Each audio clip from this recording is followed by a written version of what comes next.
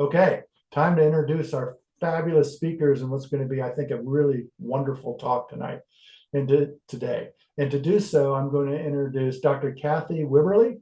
She's the director of the Mid-Atlantic Telehealth Resource Center, and I'm going to exit stage left. Thank you, Brad. As mentioned, I'm Kathy Wibberly, director of the Mid-Atlantic Telehealth Resource Center. Just a quick word about logistics before we get started. For this webinar, we will not be spotlighting presenters. To make your viewer experience the best possible, if you look at the upper right-hand corner of your Zoom window, we recommend that you click on View and make sure you have selected Gallery View and then select Hide Non-Video Participants. Also, you may see an occasional brief pause to allow our ASL interpreters time to switch places. Let's get started. I am a counseling psychologist by training, and I've spent over 30 years working in public health, rural health, and telehealth with a deep passion for improving access to quality care. The rapid shift to telehealth during the pandemic revealed significant gaps in equitable access for certain groups, including older adults and people with disabilities. Ironically, these are the populations that stand to benefit most from telehealth. I quickly realized that there were very few resources available on best practices for delivering telehealth to these groups. And this has been a key area of focus for me over these last 2 years as we work to address these gaps. So today, our presenters will provide an overview of what it means to be deaf, hard of hearing, or deafblind.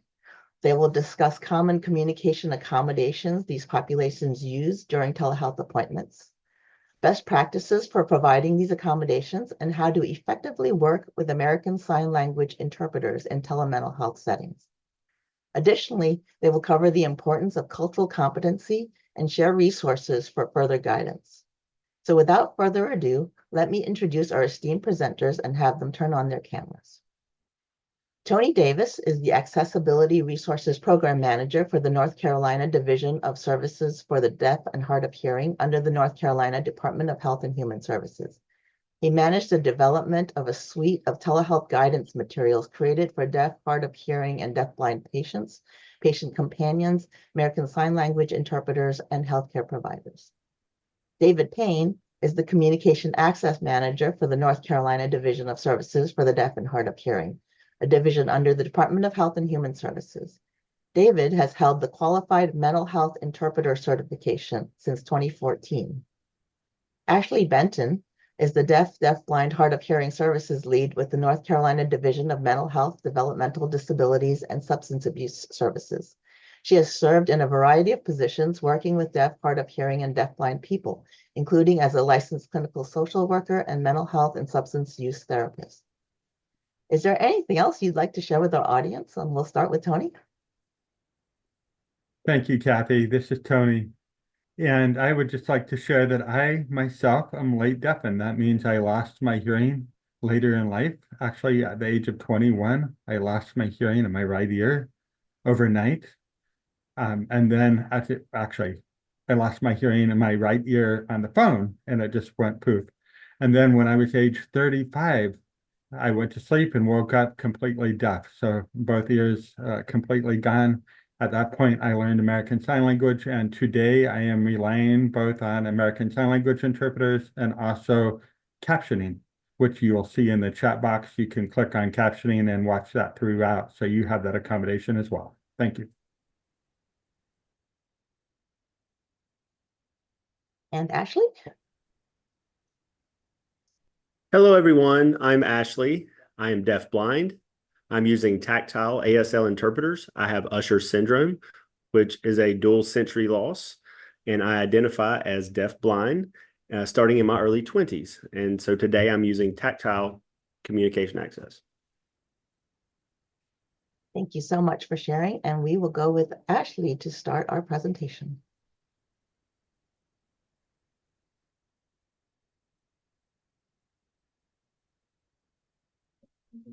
Okay, this is Ashley.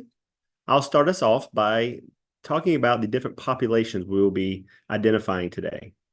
The first group is identify as deaf. They have a profound hearing loss that requires a more visual form of communication, as in sign language.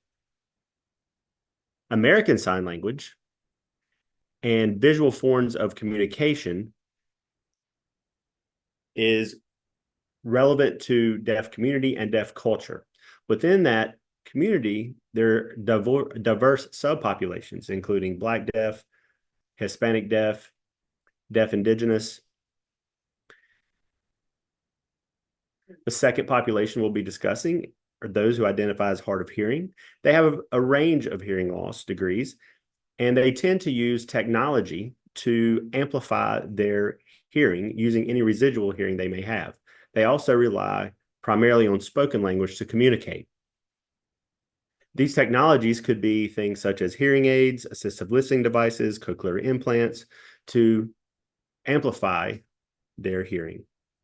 Part of that community is late deafened, which Tony identifies as, and he just discussed. These are individuals who were hearing all their life. They either have a incident that occurs that causes them to become deaf, or it is a progressive loss. And they use things like CART, and some learn to sign like Tony did. The last population we'll discuss are deaf-blind. They have a dual sensory loss, vision and hearing, and those losses could range depending on the individual. You know about mild to medium to severe and profound hearing loss. The progressive vision loss also can range from maybe only needing large print. They potentially have night blindness. They have no peripheral vision. They have lack of light perception to being fully blind. So when you say deaf blind, the communication access for that population ranges as much as the degrees of those losses do.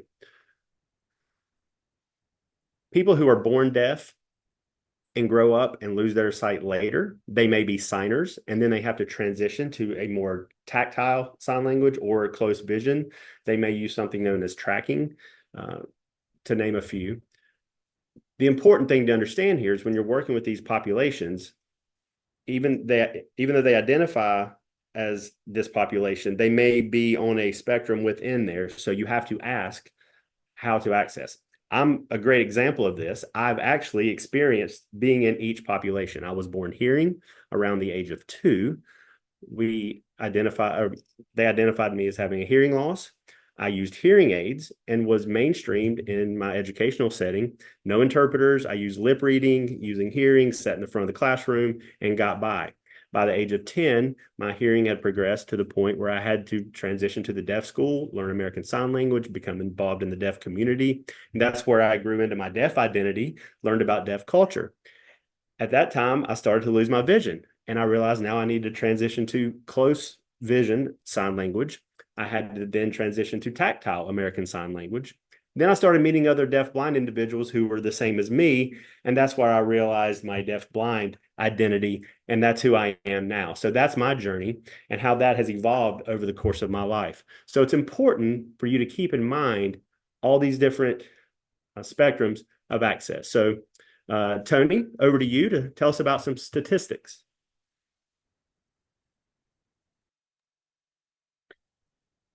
Thank you.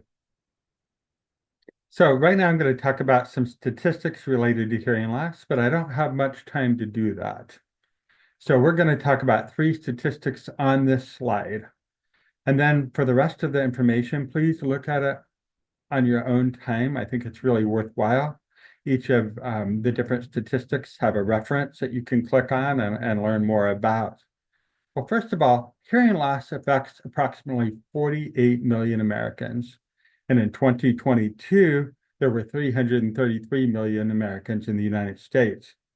So that means roughly 14.4% of all people have hearing loss. It's really important to understand that even mild hearing loss significantly impacts people if they don't adapt to the hearing loss, if they don't have accommodations, and if they don't know what to do about it. So think about this for a second. That's 48 million Americans. That means 1 out of every 6 people that you know that you run into at the mall, that are in your homes or your families, that are at church with you, that you're seeing in practice, that are out at sports events, have hearing loss. It's also important to understand that people with hearing loss wait an average of 7 years before seeking help. So why is that so significant? Well, because that's 7 years that they're not adapting to that loss. That's 7 years where they don't know how to gain access to to the communication in the world around them. And then you have to tack on some time too, because it takes time to adapt. It takes time to find accommodations that work for a person. So if a person takes 1 to 3 years, for instance, to learn how to adapt, that's about an average of 10 years before a person is able to more fully integrate back into life since their hearing loss. Another important statistic is that untreated hearing loss increases the risk of developing dementia by 50%. That was actually a study done by Johns Hopkins Health. And they also found that with hearing loss that's untreated, people actually have 1 centimeter of brain matter loss per year. Again, 1 centimeter of brain matter loss per year for untreated hearing loss. And when we talk about untreated hearing loss, we're talking about hearing aids, we're talking about cochlear implants, we're talking about other adaptations. Next slide, please.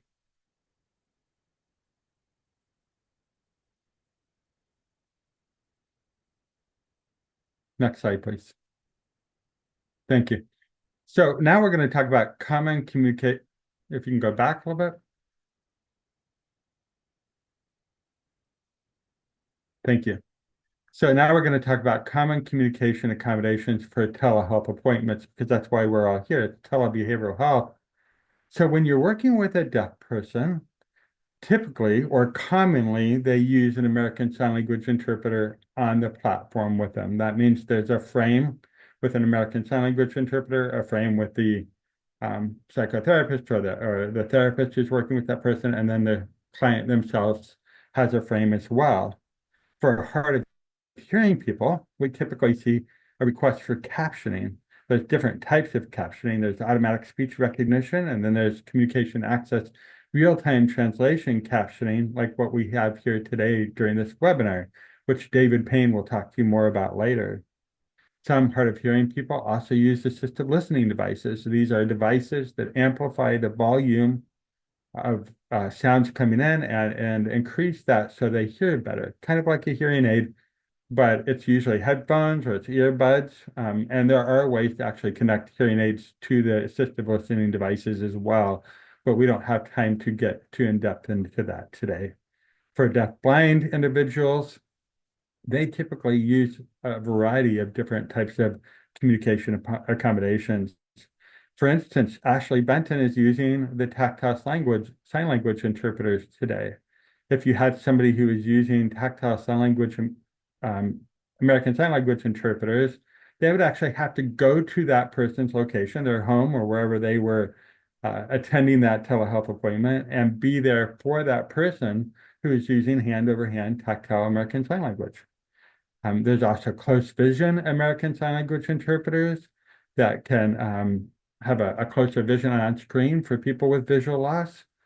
Some people who have a less visual loss might actually use captioning like a hard of hearing person commonly does. You also see some people that are hard of hearing with visual loss use assistive listening devices as well. And it's not uncommon for people to use several different types of communication access accommodations. It's also important that you understand that these are only examples. So for instance, a deaf person might actually prefer captioning, or a hard of hearing person might actually prefer to use an American Sign Language interpreter. So it's really not a one size fits all. We'll talk about that in a second. Next slide, please.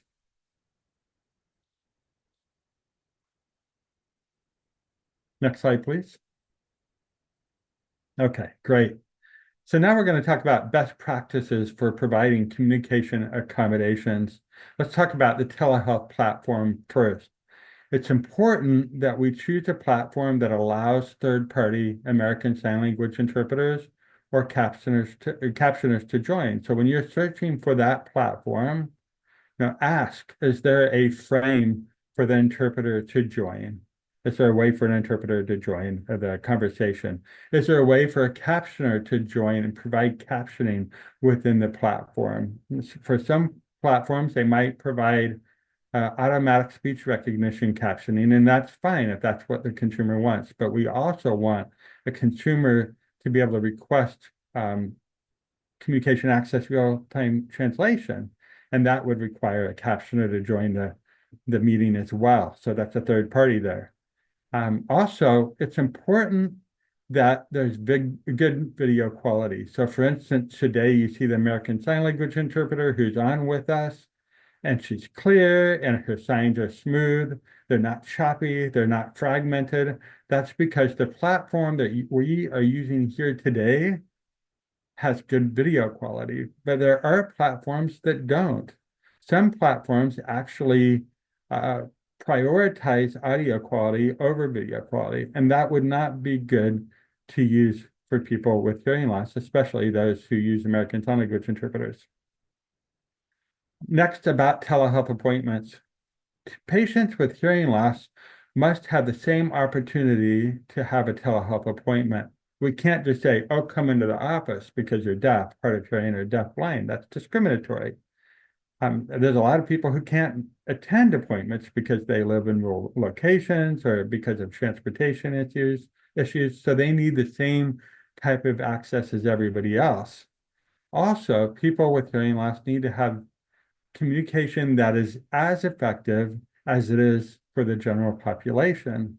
And that's why we have federal laws which actually mandate compliance with providing effective communication.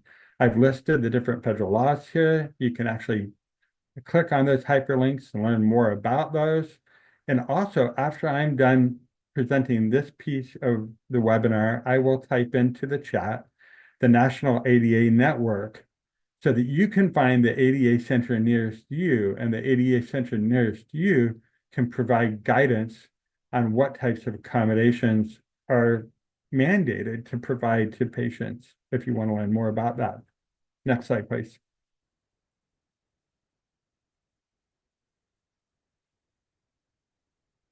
Thank you. So this is a really important slide. There's a common misconception.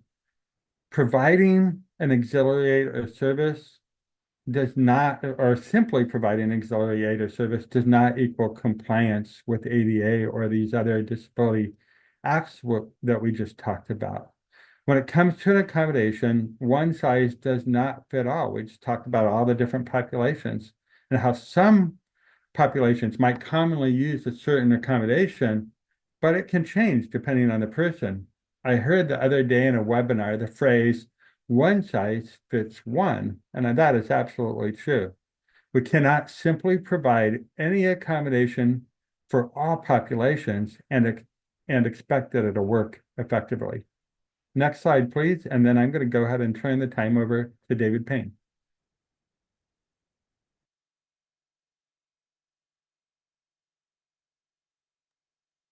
This is David Payne. I'm going to show you a lip reading video. I'm going to change screens in just a moment, but I want to give you a little bit of context. Context is important when lip reading. So this is a healthcare situation, and someone has just asked a question about whether or not the doctor thinks that the person is healthy enough to train for a marathon. So I'm going to switch screens and we'll start with that video.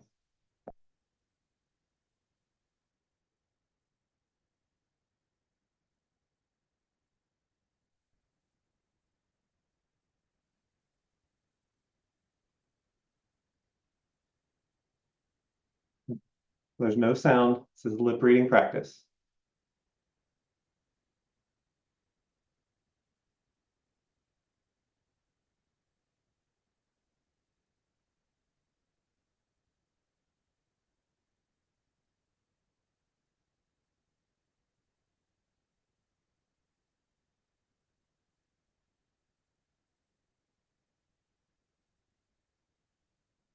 Oh, I just realized they're talking about my medicine.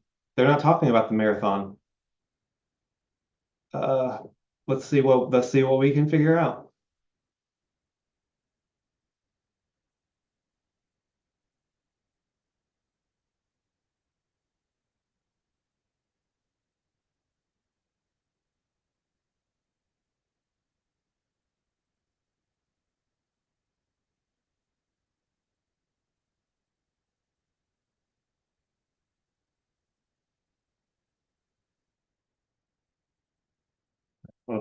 pull the PowerPoint back up in just a second, but first I want to talk just a little bit about that experience.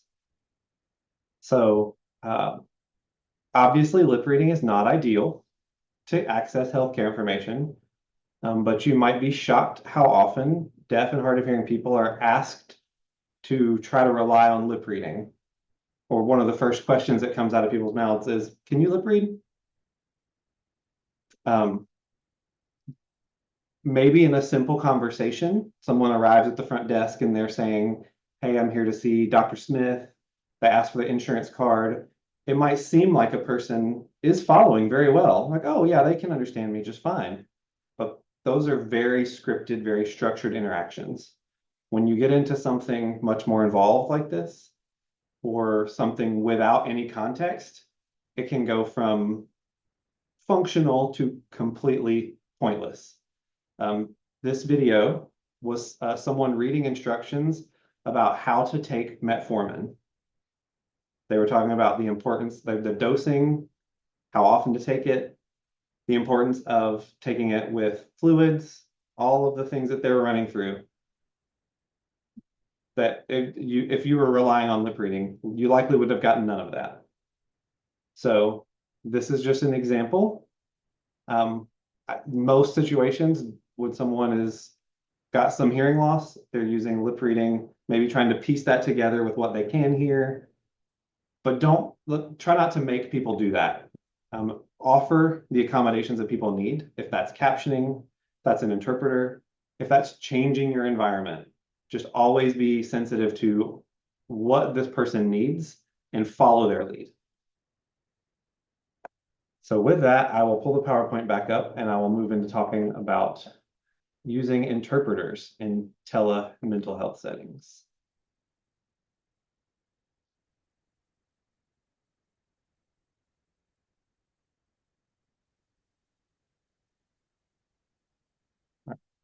You're seeing the PowerPoint? Excellent. So I want to talk to you a little bit about some basic things to keep in mind when you're using ASL interpreters in any kind of telehealth mental health setting. The first thing is you want to make sure you have a qualified interpreter. You can't always 100% guarantee that any interpreter that shows up is qualified, but there are some kind of basic floors you can set to help you get there. One of those is the interpreter's credentials. So what I'm recommending just generally is looking at RID credentials, which is the Registry of Interpreters for the Deaf. If you see someone has CI and CT, you see both of those credentials. That's an older credential, but generally speaking, someone with both of those credentials is able to interpret with a wider variety of deaf people. The next thing is another RID credential, that is the NIC.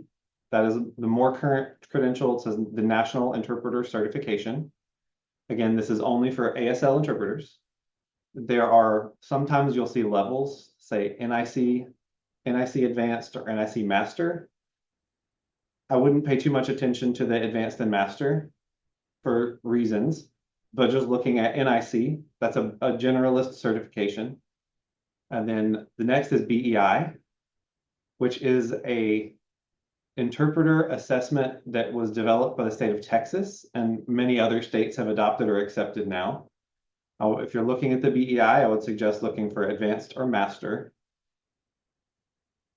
And then the last one, which if you can find an interpreter for a telemental health setting, this is where I would definitely encourage you to start, is the QMHI, which means Qualified Mental Health Interpreter.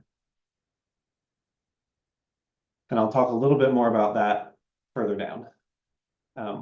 So after the credentials, the next thing you want to consider is looking for interpreters that have specialized training. So if you are directly hiring an interpreter or going through an interpreter agency, you can ask in either case what training the interpreters have, or specifically request, hey, do you have interpreters that have mental health interpreting training? Please use those interpreters. One of the gold standard for mental health interpreter training in the US right now is the Mental Health Interpreter Training Institute. That is a training that was developed in the state of Alabama to specifically train interpreters in mental health to work with deaf people.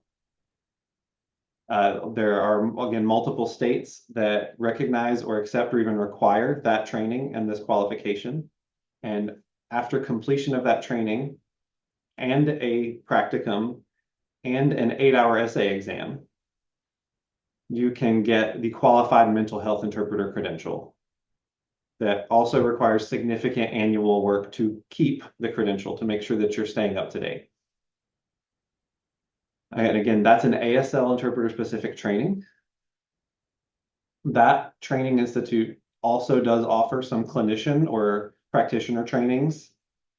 You can look at their website, which is on one of our resource pages, and there's actually a provider or clinician kind of training institute that's linked to there that I recommend you go look at. They have different workshop series as well as a longer sort of training format. The reason that I talk about interpreters with specialized training is here I have non-diagnostic indicators of language disfluency. So that's a very complicated way to say mental health is not the only thing that might impact a deaf person's language. So a trained interpreter will be able to describe for you as a provider what they're seeing in their language in a way that lets you make a diagnostic decision. So if I have a deaf person who's repeating the last 3 signs that I signed to them, and that's most of the interaction I'm getting from them, I'm familiar with the term echolalia. So I'm not going to say that term to you because that's a diagnostic term and I am not diagnosing anything. But my familiarity with that term and that phenomenon from training would let me tell you, oh, this is important. And I'm going to let the provider know, hey, this deaf person appears to be repeating the last 3 words that I sign every time I sign something. Another example of that is the language deprivation, which may be a new concept for some of you. You've probably all seen some sort of case study somewhere about a feral child. That's where people think about language deprivation, a person that's completely raised without any exposure to language. And there's a lot of things that does to the brain. What we're finding is that for deaf people globally and even in the US, that is almost a normative experience. That there is such a lack of exposure to full and complete language in early formative years that a lot of those same brain changes or developmental differences are seen in many deaf people, not all, but particularly those who weren't given good access to language. Those particular patterns are something a trained interpreter can also help identify and convey to you as a provider.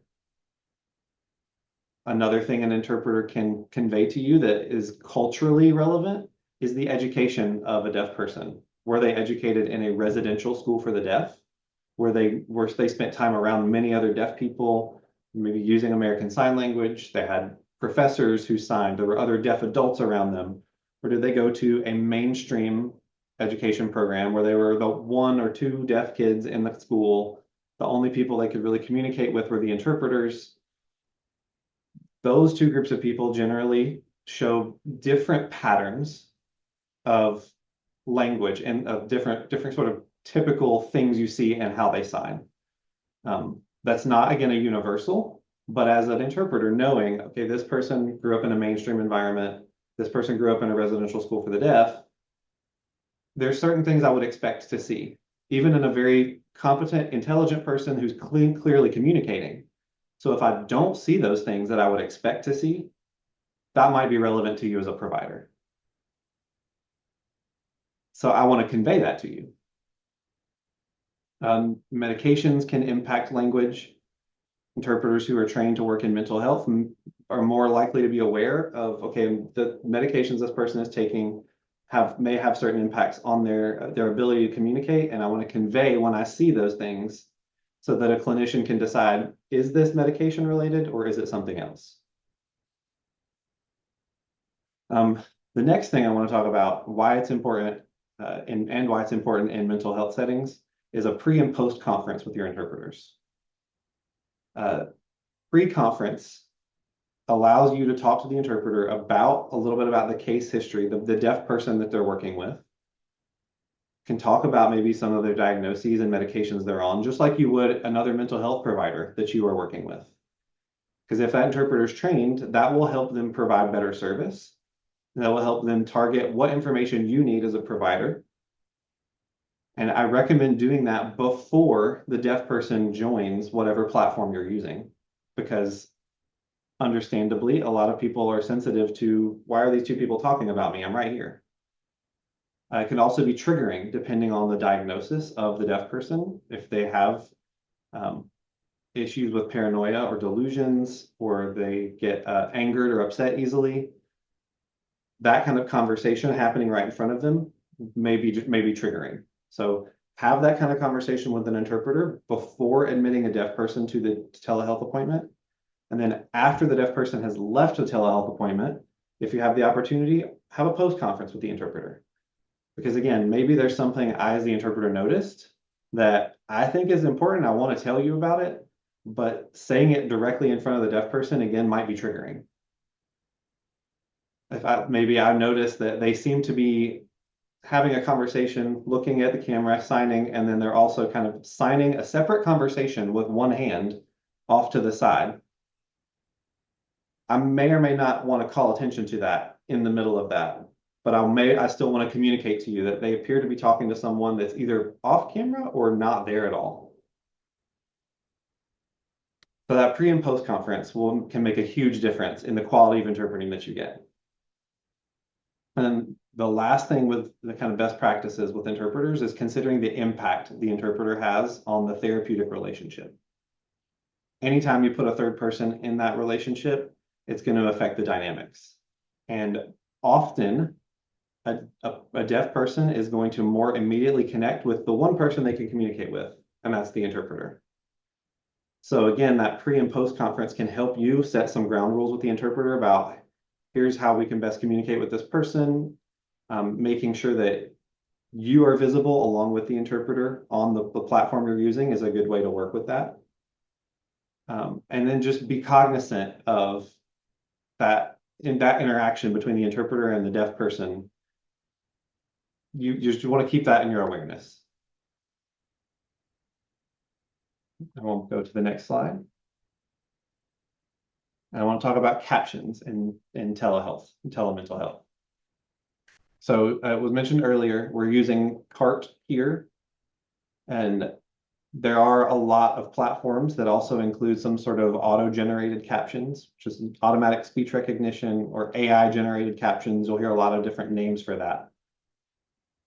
Those automated captions can be helpful, and if that is a person's preference, that's fine.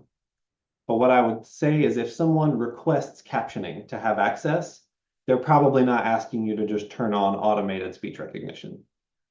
If they request that as an accommodation, hire a captioning provider. One of the biggest benefits of doing that is that a captioning provider can go back and fix errors. There's actually a human that's monitoring the work that they're doing, and they can fix it. With automated captioning, the AI captioning, there's no one checking to make sure that was right. And so you don't really know exactly what you're going to get. And I've seen, if you've all ever turned on the auto captions on YouTube, you've probably seen some bonkers things come out of that. Now, even though a lot of those captioning services have improved, I still would encourage you to not consider them to be providing an accommodation when someone has requested captioning. The next thing is the platform considerations. As Tony mentioned before, you want to ensure that whatever platform you're using allows a third party to be involved.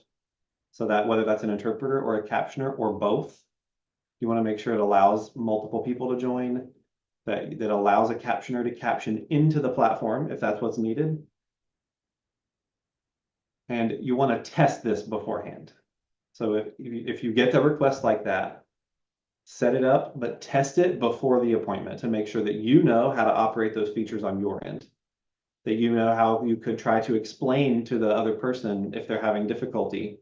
Maybe you need to chat to them and tell them, look at the bottom of the screen. There's a little CC button, click that. But if you don't even know how to use those features, you won't be able to help them with that. And providing an accommodation that they can't actually get to means that you didn't actually provide an accommodation. So the last thing I want to hit on this is we talked about interpreters, we talked about captioning. They are two very separate things, and they are not interchangeable. So what we hear a lot is that a deaf person will contact someone and request an interpreter, and the response they'll get is, "Oh, well, we have the automated captions. That's good." Or even, "Oh, well, we already hired a captioner for this webinar, so we have CART, so we don't need an interpreter." The problem with that is that CART or captioning is providing written access to English. For someone who's requested an interpreter, they're using a different language. So written access to English may not be meeting their need. They need access to a different language. And American Sign Language is a fully distinct language from English. So don't ever think that interpreters and captioning are interchangeable. And so when someone requests one or the other, follow what they request. And if they request both, they probably have a reason for that. So work to provide both.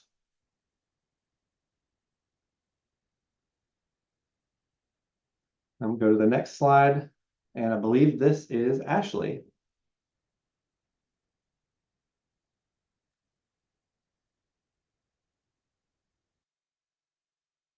Hello, this is Ashley. David and Tony did a great job of explaining different types of communication needs and how to arrange for those services. And a lot of that was related to how to make accessible appointments. So I want to talk to you about the difference between an accessible setting and specialized treatment. We talked about how to find a qualified interpreter, how to provide that, make sure you're using an accessible platform, and the materials are appropriate for a deaf, hard of hearing, deaf blind consumer, making sure that you've met all the needs that they need. That is an accessible setting. A specialized treatment setting, the biggest difference is that the provider and the consumer can communicate directly, meaning if the individual is deaf, then the provider signs directly to them. If the consumer is hard of hearing, then the provider knows what language they need to use, what types of communication styles, what type of technology they need to provide to make sure that they're hearing clearly. Deaf blind individual, their provider would understand about the needs of deaf blind communication. So that's one thing I do here in North Carolina. I provide training to our mental health professionals, making sure they're aware of how to engage with deaf, hard of hearing, deaf blind consumers. And a lot of times, and ideally that would be through direct communication, because that direct communication involves the culture of the individual you're serving. Here in North Carolina, my responsibility is to coordinate, and I should say coordinate state services for mental health and substance use services, making sure that the full continuum of care that we provide to the general population in North Carolina is provided equally to people who are deaf, hard of hearing, and deaf blind. RHA Behavioral Health Services has a deaf, hard of hearing program, and they have clinicians who all sign or are deaf. They are culturally competent and can provide that service, and they work with our community here in North Carolina. So part of my job is to oversee that, to make sure all that care is provided and is accessible. So specialized settings are best practice. I know that here in North Carolina, we are transitioning to settings in the telehealth space because that gives people more options. There are 6 RHA offices throughout the state, but we have a small deaf community. And so sometimes our community enjoys anonymity and would like to speak with a therapist or provider in another region of the state. And telehealth affords them that. So they primarily use Zoom. They find that most accessible. But that platform is used widely here to make sure that their telehealth appointments are accessible.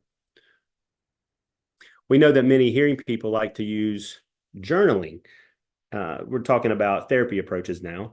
But journaling for a person who's deaf, hard of hearing, deaf-blind, may not be their first language to journal in English. So the therapist may modify that therapy approach to do some role play or watch an ASL video, show demonstrations. So there's other techniques that can be involved in these specialized settings. Throughout the country, there are a variety of programs, and if you would like to know about your state's specialized services, you can look on the National Association of the Deaf. They have a position paper for deaf mental health services. You can research information there. Also, there's a deaf clinicians directory as well, and you can find some referrals there. Next slide, please. I want to talk about client preference.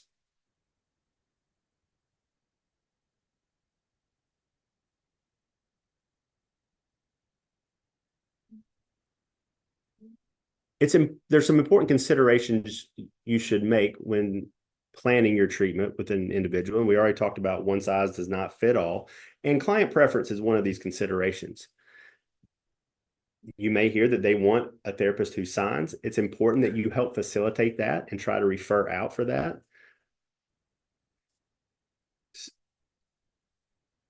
But within that, you have to consider, do we have signing clinicians within your state, within your area? Is that a possibility where they are? Do you have a signing clinician that also accepts their insurance? So once you find that resource for them, you can offer that to the client and say, here's what I found for you. Do you want to follow through with that? A lot of times, like I said, the insurance problem can be a barrier. So you can expand your search and try to find someone that does accept that to meet that preference. So it's important to really work through that with them and give them some options. As we said, direct contact is best practice in this setting, if that's what they prefer. So do your best to make that happen for them. Now, some clients would prefer to work with a hearing therapist and an interpreter for different reasons. I said before, anonymity they would like, but now telehealth, there's so many more options for them to find a clinician outside of their geographic area. So that's nice that we have that opportunity today. So keep in mind that some clients may want that, but availability of services is very hard, especially finding them that services that provide the entire continuum of care in our state. We have outpatient therapy services for the deaf. We have a deaf unit in a psychiatric hospital. So that's an inpatient program, but we don't have a psychiatrist. So we have to move to the accessible setting and use an interpreter for any type of psychiatric needs. So you may have to toggle between both settings depending on what type of access to services you have in your area. I had a deaf-blind colleague who wanted to have a deaf therapist, but that happened during COVID. So you couldn't have the deaf therapist come over to their home to provide direct communication. Also couldn't have an interpreter come into their home to interpret for a telehealth meeting. So what they decided to do, because they were a tactile user, so they ended up using telehealth. The provider would type into the chat and the deaf-blind individual read it on their Braille machine that makes their computer accessible.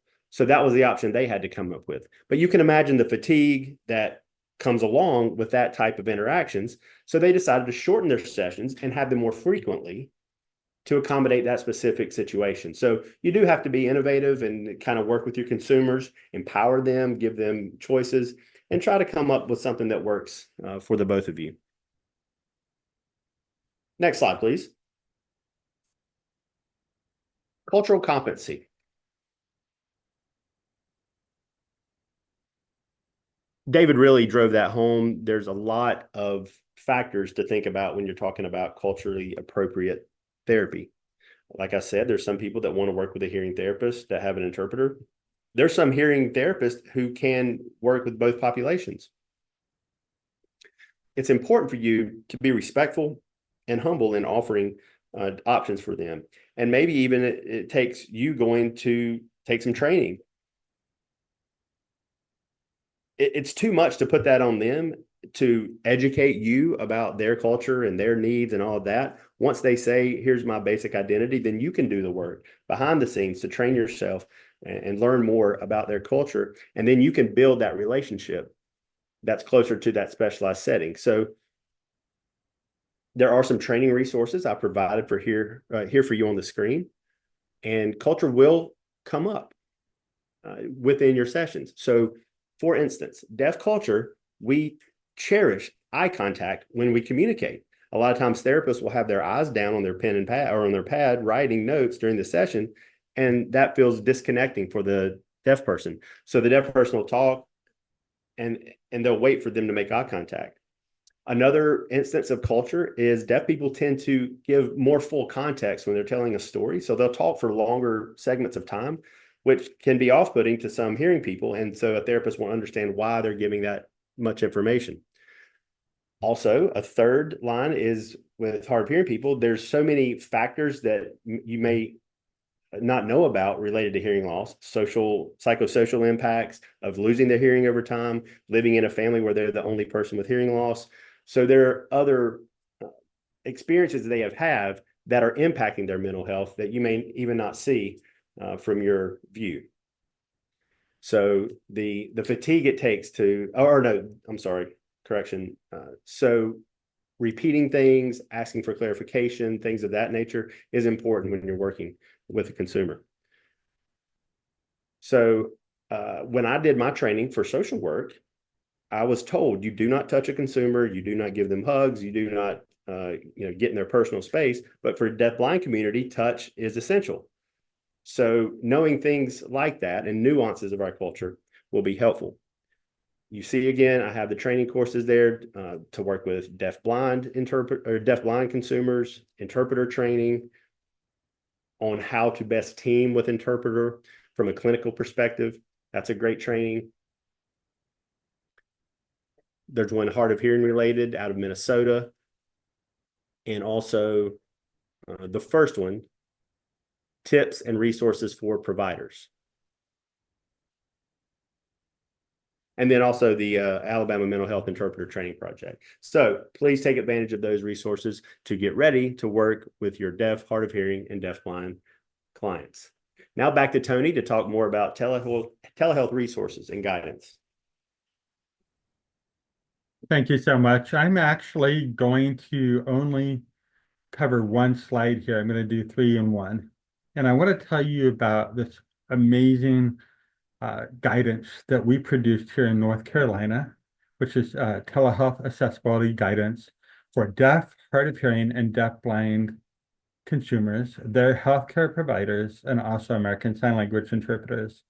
You should be able to access this PowerPoint and click on the resource link, the hyperlink, and find all of the resources there. And these, there are about 32 different guidance materials that are really in-depth to help you all. They're free of charge. They're there for your use.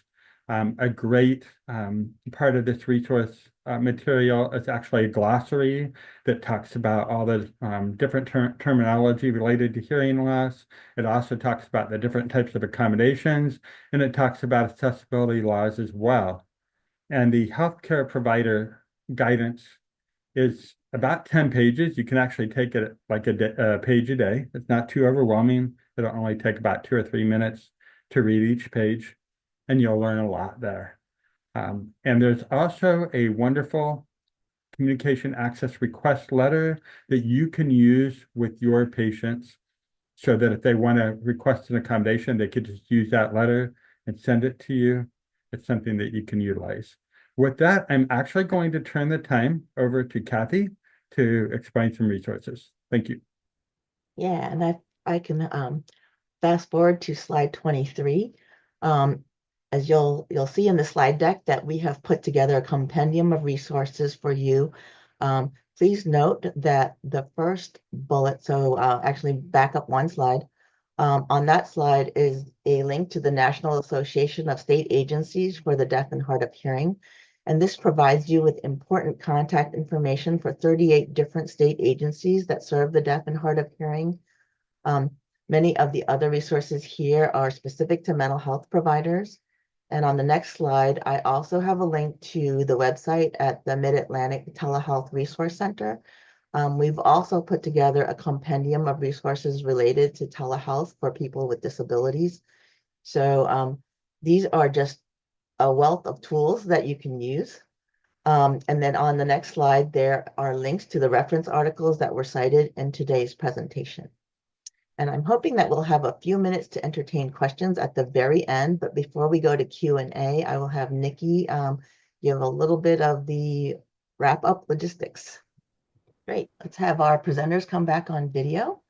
I see 3 questions in the Q&A box, which we'll tackle as much as we can before the time runs out. So the first question is, what stops people from getting hearing help? That's a great question. Someone like to take that one? Tony?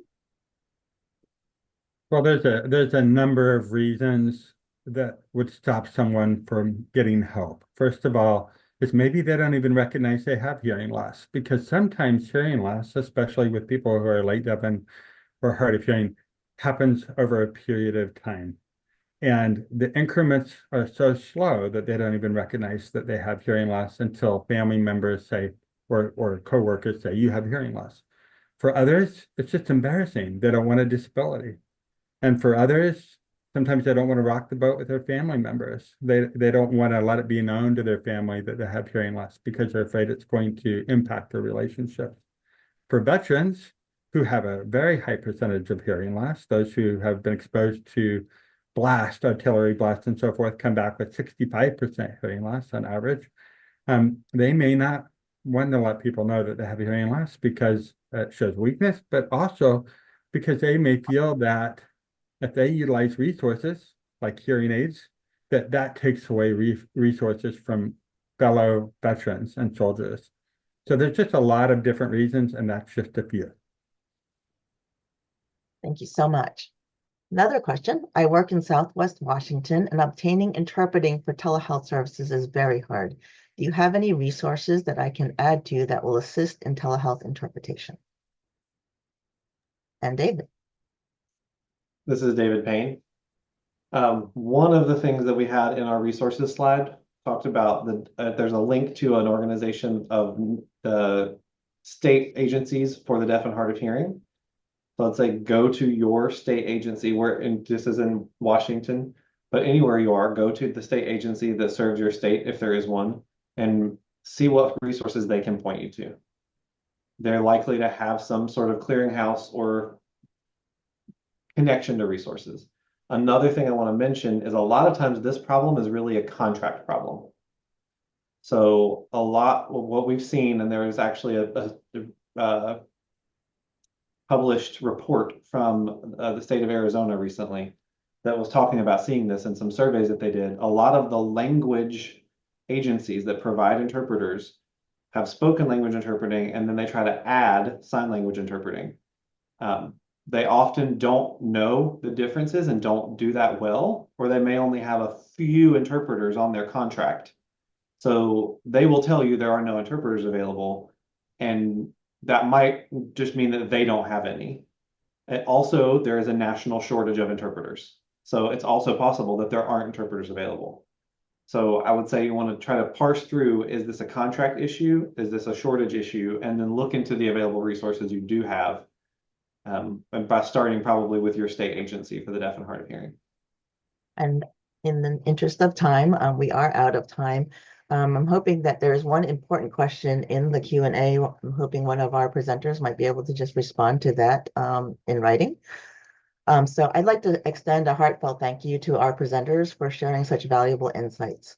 While this webinar series is considered Telebehavioral Health 501, the information shared today serves as a vital 101 foundation for working with individuals who are deaf, hard of hearing, or deafblind.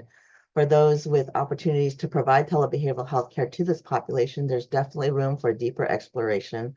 And as we close, I want to emphasize that not everyone with hearing loss self-identifies as such. We saw earlier the statistics around hearing loss in older adults, teens, veterans, and other groups.